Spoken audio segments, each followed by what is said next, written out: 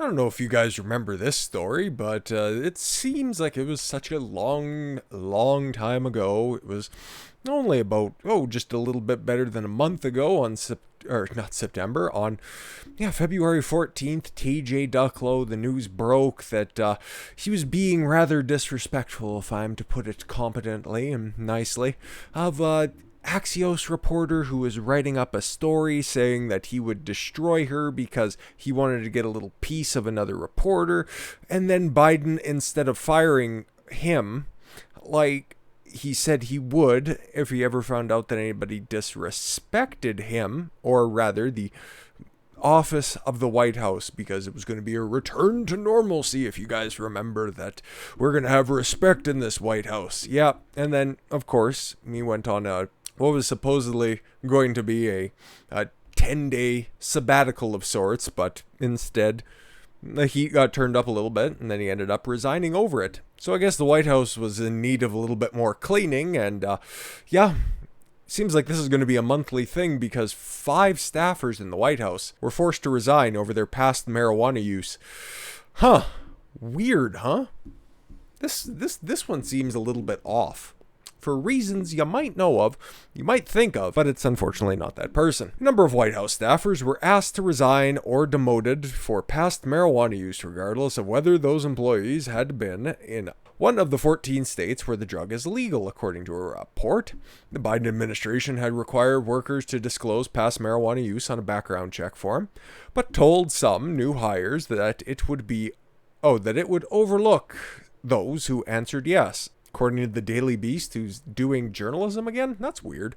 I guess their editor-in-chief probably has a fair amount of free time on his hands now that he doesn't have his super pedo pack to worry about. Despite this, White House Director of Management and Administration Ann Philippic, sure, reportedly led a series of one-on-one calls with staffers this month, asking those who admitted to past marijuana use, "I did not inhale," used to resign or be placed in a remote work program.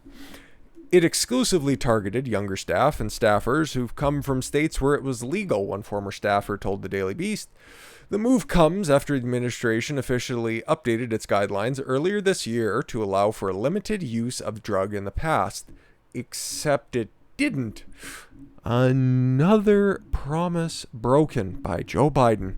So would that be disrespect, or would it be disrespectful to have smoked a blunt in the past? Interesting. Although marijuana has been legalized in a growing number of states, the drug remains illegal on the federal level, making it difficult for staffers trying to get security clearances if they have used the drug before. Now, I have my problems with legalized marijuana.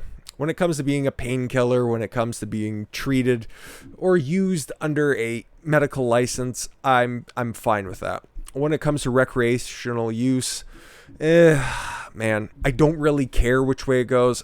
I've seen the effects of it around here and in Canada at large. Pot gets legalized, the opioid crisis hits, and the numbers trend upwards the same way.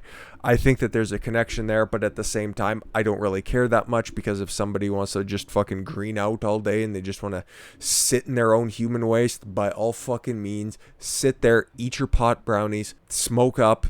I wouldn't converse with you regularly in society anyways. I don't give a flying fuck. If you're using it to treat cancer, if you're using it to treat your glaucoma, fine, whatever, that's fine. It's way better than popping pills all day, obviously. But then if you're going to be throwing out, especially if you're in control of the White House, if you're going to be throwing out past staffers over, or rather, if you're going to be throwing out staffers over past marijuana use, shouldn't you be looking towards your running mate?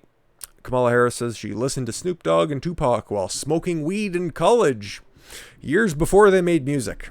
The story has been alluded to thousands and thousands of times, but it bears repeating and clarification because we haven't brought it up formally yet. But this story, very funny. Very funny. They'll get rid of people who are not on the same level, who are not in their same class level, because that's what the Democrats are. They are elitist motherfuckers, and that's why I've never purported to be on that side of the aisle, and I am glad so, because then I'd have to stick up and find out a way to rationalize this one through there.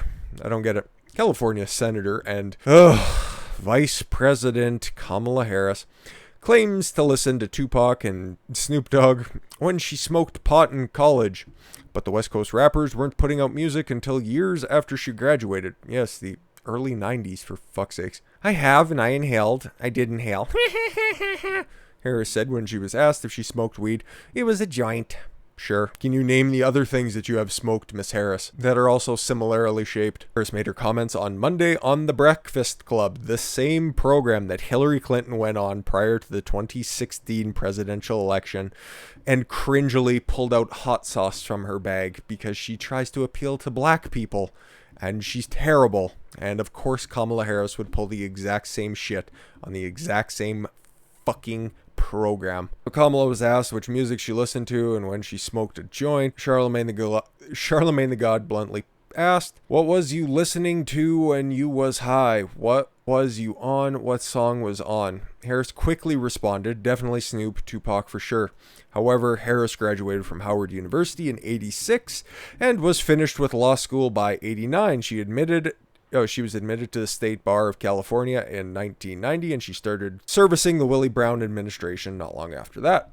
Snoop Dogg's debut album, Doggy Style, which is not the first time that he was a credited rapper, to be fair, in '93. I have it. I could show it, but I have it. It's just over there. Snoop made music prior to his first album, appeared on Dr. Dre's '92 album, The Chronic. It's over there. I have it too. And the soundtrack of the '92 film Deep Cover. As for Tupac, his first album, Tupacalypse Now, was released in '91. The rap legend also recorded music as part of Digital Underground, but it was also released in the early '90s after Harris finished school. God, what a bag of shit. She is just an unlikable liar.